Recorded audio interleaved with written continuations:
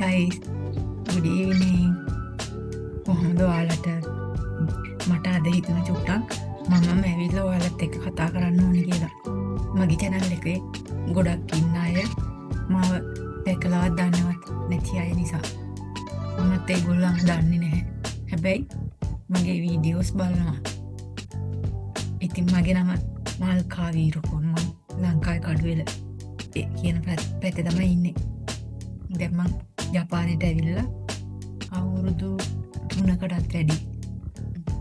කලින් නම් මම ජපානයේ කියෝතෝ වල තිමජියානගි කියන පැත්තේ තමයි හිටියේ. දැන් චුට්ටක් වෙනස් වෙලා උජි කියන පැත්තේ තමයි ඉන්නේ. කියෝතෝ වලම තමයි. ඉතින් මම එක විදිහට පොඩි වීඩියෝස් ගේනවා. මම දන්න කරුණු එකතු කරලා නොදන්න කරුණු ගොඩක් තියෙන නිසා ඒවත් මමත් දැනගෙන මමත් හොයලා දැනගෙන ඒවත් මගේ වීඩියෝස් වලට එකතු කරලා කවදා හරි දවසක මම හැමදාම ජපානයේ ඉන්නේ නැති වෙන්නේ. කවදා හරි දවසක මම ලංකාවට ආවම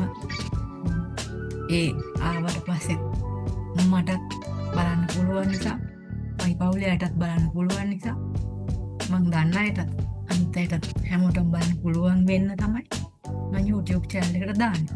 ඉතින් මම ගොඩක් වෙලාවට මම හැම වීඩියෝ එකක්ම මම රෙකෝඩ් කරන්නේ මේ ෆෝන් එකකින්. මම හැමදේම ගන්නේ ෆෝන් එකෙන්. මට ක්‍රියේටර්ස්ලා වීඩියෝ එඩිටර්ස්ලා කවුරුත් නැහැ.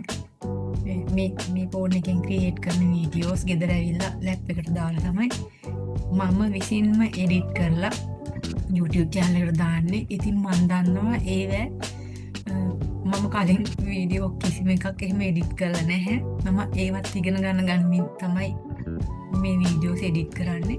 ඒවැත් ගොඩක් දෝෂ තියෙනවා. ඉතින් මම පටිගත කරන වීඩියෝ වලත් ගොඩක් දෝෂ තියෙනවා. ඒත් ඔයාලා බලනවා. අනේ ගොඩාක් තෑන්ක්ස් ඒව බලනවට.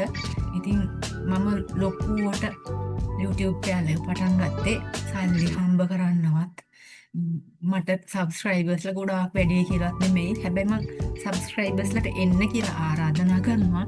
මොකද මගේ channel එකේ පැවැත්ම තියෙන්නේ සබස්ක්‍රයිබර්ස්ලා ටිකක් හරි දවස් වැඩි වෙනවා නම්. ඉතින් මට කවදා හරි දවසක බලන්න මම ගන්න දැනුම සහ මම විඳින රසවින්දනය මම S2 ගිහින් බලන දේවල් ලංකාවේ ඉන්න ඔයාලට බලන්න නිසා තමයි මගේ පවුලට බලන්න නිසා තමයි මම දාන්නේ. මොකද මට හැම වීඩියෝ එකක්ම මේ ෆෝන් එකේ රෙකෝඩ් කරලා තියාගන්න බෑ. ඕවර්ලෝඩ් වෙනවා. මගේ ලැප් එකේවත් මම තියාගන්න බෑ. ඕවර්ලෝඩ් වෙනවා. ඉතින් මම කැමති ඒවා ඒ විදිහටම නැතත් පොඩි විදිහට හරි පොඩි ෂෝට් වීඩියෝ එකක් විදිහට හරි කවදා හරි දවසක මට ආපහු බලන්න ඔයාලට බලන්න පුළුවන් විදිහට ඒවා තියාගන්න තමයි මම කැමති. ඒකයි මම ඒ විදිහට එඩිට් කරලා දාන්නේ. ඉතින් ඒ වීඩියෝස් ඇත්තටම ඔයාලා බලනවා. මම ඒ සමහර ඒවා අඩුපාඩු මම දකිනවා. නමුත් මට කවුරුවත් කියන්නේ නැහැනේ. එක්කෙනෙක් දෙනෙක් මම බලෙන්ම ඇහුවහම මට කියනවා. සමහරවිට මම ඒවා ඇත්තටම මම මේවා නිවැරදි කරනවා. ඉතින් මම ඇත්තටම කැමතියි මගේ වීඩියෝ එකකට ලයික් එකක් කමෙන්ට් එකක් අඩුපාඩුවක් කියනවා නම් හරි කැමතියි. එතකොට මට ඊළඟ සැරේ පොඩ්ඩක් ඒවා හදලා දාන්න පුළුවන්. මම ඉල්ලා සිටිනවා. ඉතින් මම දැන් මේ ජපානයේ අවුරුදු 3කටත් වඩා ජීවත් වෙනවා. මේ දැන් නම් මෙහි වෙලාව රෑ 7:47යි හරියටම. ඒ කියන්නේ ලංකාවේ තාම හැන්දෑවේ රෑ 3:00මාරක වෙනසක් තියෙනවා. අපිට කලින් රෑ වෙනවා මෙහෙට. ඉතින් මං හිතන්නේ ඔයාලා ඒ බලලා මගේ channel එකේ subscribersලා 60කට කිට් ප්‍රමාණයක් ඉන්නවා. එනවා යනවා. කමක් නැහැ. ඇවිල්ලා ගියාට කමක් නැහැ. එන්න යන්න ඕන කෙනෙක් නිදහස තියෙනවා. මම ආරාධනා කරනවා. ඇත්තටම ඒ බලන අයට මට මේකේ ඩිස්ප්ලේ වෙනවා කවුද මගේ වීඩියෝ පබ්ලික් සබ්ස්ක්‍රයිබර්ස්ලා ඉන්න ගොඩක්. තේරෙන්න අනිත් අය මං හැම එකම බලනකොට මගේ මං දාන වීඩියෝස් ගොඩක් බලන්නේ ජපානයේ ඉන්න අයමයි. මං හැබැයි මේ වීඩියෝස් දාන්නේ ගොඩක්ම ජපානයේ ඉන්න අයට නෙමෙයි. මොකද එයාලට හිත අවුල් කරගන්න එපා. මොකද එයාලට මේක ගිහින් බලලා ඇත්තටම මේක පර්සනලි ගිහින් බලලා රස විඳින්න පුළුවන් තැන්, පර්සනලි සර්ච් කරලා හොයාගන්න පුළුවන් තැන්. ඉතින් ඒක නිසා එයාලට මං අමුතුවෙන් ජපානයේ ඉන්න මම මේක වීඩියෝ කරලා දාන්න ඕනේ. මං ඇත්තටම මේක ගොඩක් ආසයි ලංකාවේ බලනවා නම් මට සල්ලි හම්බ කරන්න ආසාව තියෙනවා. මම ජපාන් ඉන්න අයට බලන්න කියලා ආරාධනා කරනවා. දැන් මම ආරාධනා කරන්නේ ලංකාවේ ඉන්න අයට බලන්න කියලා. මොකද ලංකාවේ ඉන්න අයට ඇස් දෙකෙන් බලන්න විදිහක් නැහැ. ඉතින් ඒක ගිහින් බලලා මන් දාන එක පොඩි වීඩියෝ එකක් හරි බලන්න. හරි වෙනස්. ලංකාවේ ගහකොළ වලට වඩා මේ ගහකොළ වෙනස්. මේ ස්ථාන වෙනස්. මේ මිනිස්සුන්ගේ හැසිරීම වෙනස්. මං එන්න කලින් හිතන් හිටපු ජපානයට වැඩිය ලොකු වෙනසක් මම මේ අද දකින ජපානයේ තියෙනවා. මේ හිතන් හිටපු මිනිස්සුන්ට වඩා ලොකු වෙනසක් මම අද ආශ්‍රය කරන මිනිස්සුන්ගේ තියෙනවා. මෙහි මිනිස්සුන්ට තමයි තැන දීලා තියෙන්නේ. මිනිස්සුන්ගේ ආරක්ෂාව අංක 1. දෙවෙනියට තමයි අනිත් හැමදේම. යාන වාහනද, ගහකොළද, ගෙවල් දොරවල්ද. මෙහි කවුරුවත් හොරකම් කරන්නේ නැහැ. ආරක්ෂාව ඉහළයි. ඒක නිසා ඒ අනිත් දේවල් මට හැමදේම කියන්න හරි අමාරුයි. නමුත් කාන්තාවකට උනත් මං හිතනවා ලෝකේ ගොඩාක් රටවල් අතරින් තනියම රෑ 1 2 3ට පහ පාන්දර කිලෝමීටර් ගානක් ඇවිදන් යන්න පුළුවන්. තනියෙන් පාරක ඉඳගෙන හිටියත් කාන්තාවකට කිසිම කෙනෙක් අත තියන්නේවත් නැහැ. පර්ස් එකක් වෙලා තිබ්බත් පාරේ කවුරුවත් ඒක ඇහින්නේ නැහැ. ඉතින් ඒක ඇහින්නත් අදාළ පොලිස් ස්ථානයකට හරි කාට හරි දෙනවා. පුදුම ආරක්ෂාවක් මෙහි තියෙන්නේ. මිනිස්සු හරියට අනුන්ගේ පෞද්ගලිකත්වය අගය කරනවා. ඒකට ගෞරව කරනවා. ලංකාව මම ප්‍රාර්ථනා කරනවා නීතිමය තත්ත්වය ගොඩක් ටයිට් වෙලා අද කරලා නීතියට ගරු කරන රටක් හදලා මිනිස්සුන්ගේ ආරක්ෂාව අංක 1ට ගේනවා නම් වාහන සහ අනිත් දේවල් අංක 2 බවට පත් කරනවා නම් මිනිස්සුන්ගේ ජීවිතවලට මීට වඩා වටිනාකමක් එයි. අපි ප්‍රාර්ථනා කරමු අපේ ලංකාවත් ජපානයට වඩා හොඳ. මම දන්නේ ජපානයේ විතරක් නිසා. මම ලෝකයේ අනිත් රටවල් වල ගොඩක් කල් ජීවත් කරන්නේ නැති නිසා මම ප්‍රාර්ථනා කරනවා මේ ජපානයට වඩා ලස්සන ලංකාව. ඇත්තටම අපේ රටේ ස්වභාවික සම්පත් අතින් ඉහළයි. මේ ජපානයේ ගොඩක් දේවල් දුෂ්කරයි.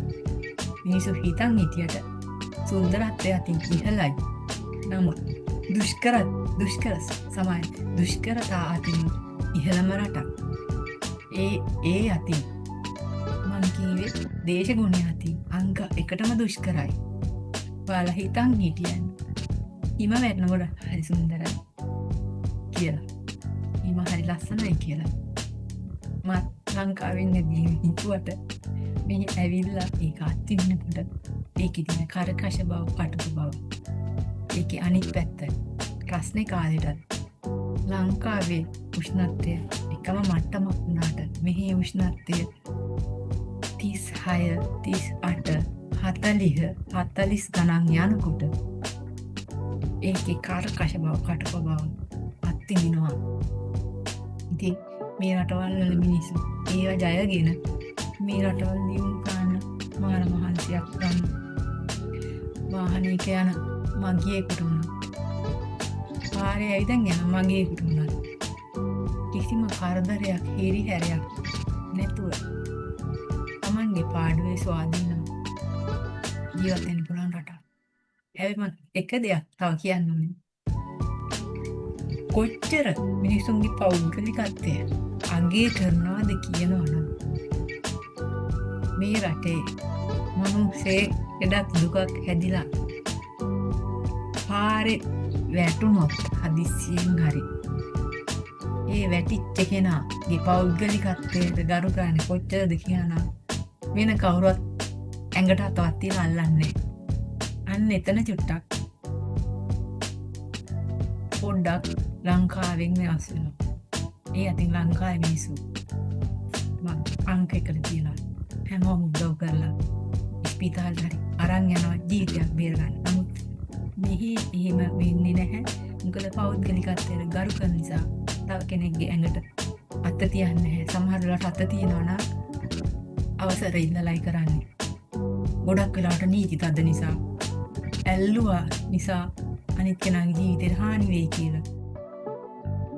බයෙන් මිනිස්සු ඒවා කරන්නේ නැහැ. උදව් කරන්නේ හරි අඩුයි. නමුත් ස්පිතාලෙට ඇම්බියුලන්ස් එකට කතා කරලා උදව් කරන එහෙම දේවල් කරනවා. ඒව නොකර ඉන්නේ නැහැ. ඉතින් මම ඔයාලට කියන්න ඕනේ මේ මම මොකද බලන්නේ මෙහෙම ඇඳලා ඉන්නේ මේ දවස්වල අධික සීතලයි ජනවාරි පෙබරවාරි මේ දවස්වල රැට 0 -1 -2 සමහර තවත් ඉස්සරහට යනවා. ඉතින් අධික සීතලයි දවල්ට උපරිම උෂ්ණත්වය වැටෙන්නේ සෙල්සියස් අංශක 7 6 ඒ වගේ. මම හිතනවා මාර්තු මාසේ සකුරා මැදිපෙන කාලෙට තමයි ටිකක් උෂ්ණත්වය අඩු වෙලා උෂ්ණත්වය වැඩි වෙලා සාමාන්‍ය දේශගුණික මට්ටමක් එන්නේ. හැබැයි ඒත් සීතලයි. අපේ පහුවෙන් තමයි සීතල ගොඩක් අඩු වෙලා ලංකාවේ මට්ටමට එන්නේ. අගෝස්තු වෙනකොට සීතල නැත්තටම නැති වෙලා එපා වෙන මට්ටමට රස්නේ එනවා. හරි සුන්දරයි මේ රට. ඉතින් ලංකාවේ ඉඳලා ජපන් එන්න ආසාවෙන් ඉන්න අයට මම ආරාධනා කරනවා. එන්න බලන්න. එපයි කියන්නේ නැහැ. එන්න බලන්න. ලස්සනයි. ඒ හැම එකටම පුරුදු වෙලා ජීවත් වෙන්න පුළුවන්. බැරි කමක් නැහැ. හැබැයි මෙහෙ එන්න කලින් ජපනීස් ලැන්ග්වේජ් එක අංකයකට ඉතිබම් අංකයකට හදාගන්න. නැත්තම් ජීවත් වෙන්න අමාරු. යුගයක් හොයාගන්න අමාරුයි. ඉතින් මම ඔයාලට ජපානය ගැන ගොඩක් විස්තර කිව්වේ.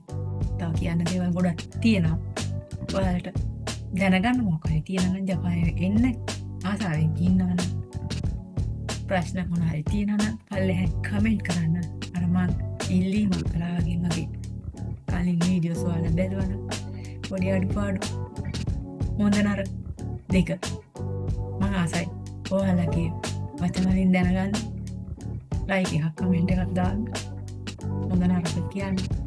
මම ආරාධනා කරනවා ඔය 60කට කිට්ටු ප්‍රමාණය ඉදිරියට මාත් එක්කම ඉඳී කියලා.